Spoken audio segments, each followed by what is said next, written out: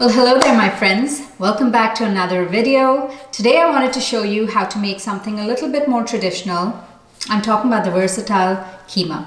Keema is something that I didn't love growing up, but as a mom, I think it is just the best epic no-fail recipe. Now, the reasons why I love the keema is because it is multi-purpose, it's easy to make, and it is meal prep friendly. And you know how much I love prepping ahead. You can use it in so many different ways. You can repurpose it in quesadillas, in spaghetti, in pasta. Now, keema in Urdu literally means ground or minced meat. And traditionally in Pakistan, we make it with beef, but you can make it with chicken, lamb, and with Thanksgiving coming up, you can possibly even make it with turkey. Who knows? I don't love turkey, but I might just try it.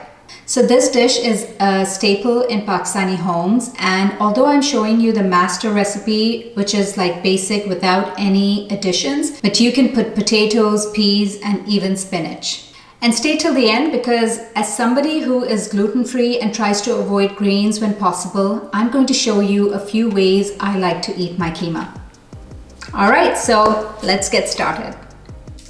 For those of you unfamiliar with South Asian cuisine, you may have noticed a trend when it comes to making curries. We always brown the onion. This is so that there's some structure to the curry. Because I don't make this recipe too wet, we only need about half an onion.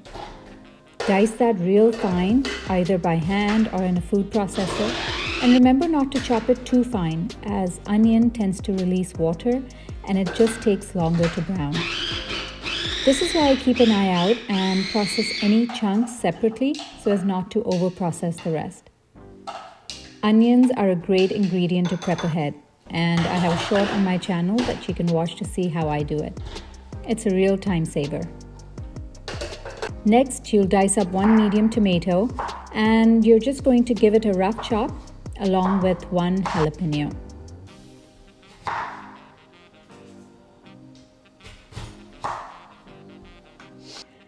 Ginger is also something I like to prep ahead, but today I'm grating it on the spot. If your ginger is organic, there's really no need to peel it.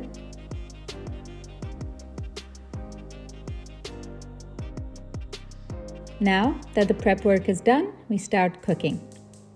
We begin by heating up a flat pan on medium-high heat. Once the pan is nice and hot, you'll add some oil. I like to use avocado oil. I also sometimes use a combination of ghee and olive oil.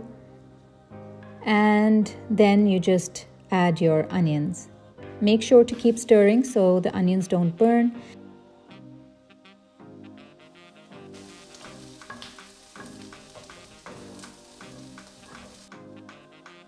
And once golden brown, you'll add your ginger and garlic and stir that up before adding the ground beef. Now you'll need to break up the beef as it tends to clump up. Stir everything together, breaking up any clumps along the way. And once that's fully incorporated, you'll add the spices and the fenugreek seeds. Fenugreek seeds are something I've started adding recently, as I feel it adds an additional layer of flavor. Stir for a few seconds to get all the meat coated, and then add in the tomatoes and green chilies, and then give it a good stir. Now you may have noticed that making keema is pretty hands-on and requires some elbow grease, but the pros far outweigh the cons. Cover the pan and lower the heat to let the tomato cook and release its juice. You can decide how wet you want to keep this keema. If you prefer it to be a little bit more wet and have like a curry, you can add about half to 1 cup of water. Otherwise, you're just going to make sure that the water dries out and your keema is done.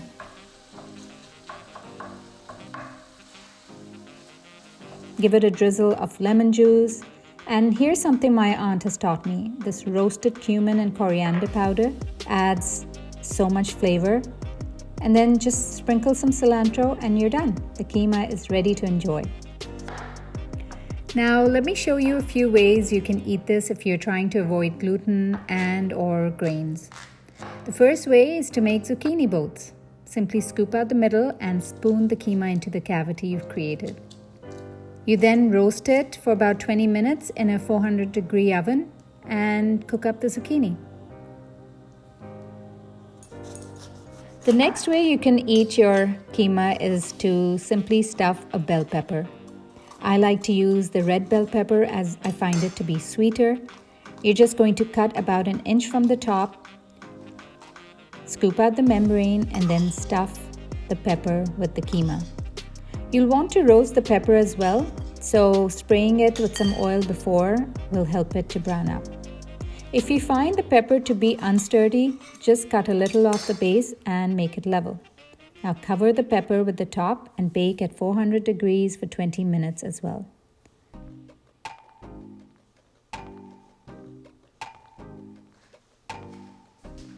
Next up, the spaghetti squash. This may be new to a lot of you and it is definitely an acquired taste, but it is the best alternative to pasta. You need to cut the squash in half, roast it face down, and then once done, you get these spaghetti-like strands that you'll just fork out. And the last way you can enjoy this keema is to simply fill up some romaine leaves. This is perhaps my favorite way since it's quick and I almost always have some form of lettuce at home. Okay guys, I hope you enjoyed this week's video and I hope you make my keema recipe. Let me know in the comments what your favorite way to eat keema is. And if you like this video, do give it a thumbs up. It really helps the channel and helps support me. I'll see you next week. Take care.